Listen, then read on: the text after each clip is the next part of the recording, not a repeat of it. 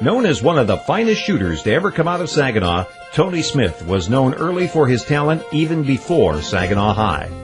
I can remember Tony used to come and be over to what we call Vets Park. And he'd always be in our way. He was a little kid with a volleyball. He didn't even use a basketball. He had a volleyball.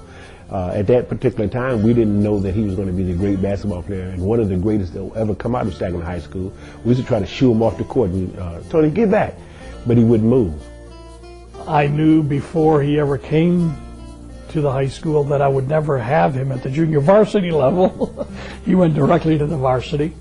But because I worked with Coach Gray at the varsity level as well, I was able to coach him and to help him develop the most exceptional outside shooter I think Saginaw ever had.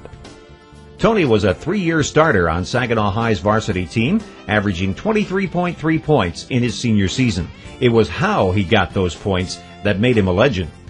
He had a flair about his game that really didn't exist back then with a lot of players. I mean, he could shoot the ball from anywhere.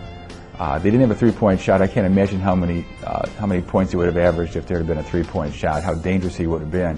But he could take you off the dribble to the basket. They double-team him, and all of a sudden he'd throw a no-look pass to somebody in the basket. He handled the ball like it was attached to his hand. The normal human being wouldn't even dream of making the types of shots and making the types of moves that Tony Smith could do.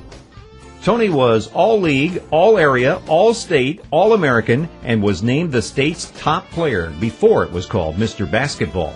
He could have easily gone up and just been a one-man team, but he played within the context of that Charlie Cole's basketball team. But within that, one thing I really liked about Charlie is that he really let his players play with their own expression and their own personality. Tony was courted by over 400 colleges, and he eventually chose the University of Houston. I just wish he would have stayed closer to home, because we could have watched him. You know, when you're playing at UNLV, you're playing at Houston, you're a long way from home. And back then, you didn't have ESPN where every game was on TV. After his freshman season, Tony transferred to the University of Nevada, Las Vegas, and was drafted by the Cleveland Cavaliers in his junior year. He opted to come back for his senior season as co-captain for UNLV. It was fun to watch, but really, I think he really ushered in sort of a new era in basketball. And you could see kids who came up after him, all the way through Anthony Roberson and others. They all had Tony Smith's game.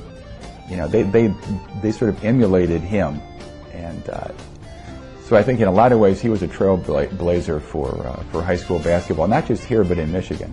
Tony should be given credit for changing an era of basketball, especially in the state of Michigan. Tony changed basketball. I mean, we've always had great basketball players around Saginaw. We've always. I mean, that's just a tradition. But Tony was a little different. When I said a little different, his style of play. He changed it in, almost to an entertainment type of a game.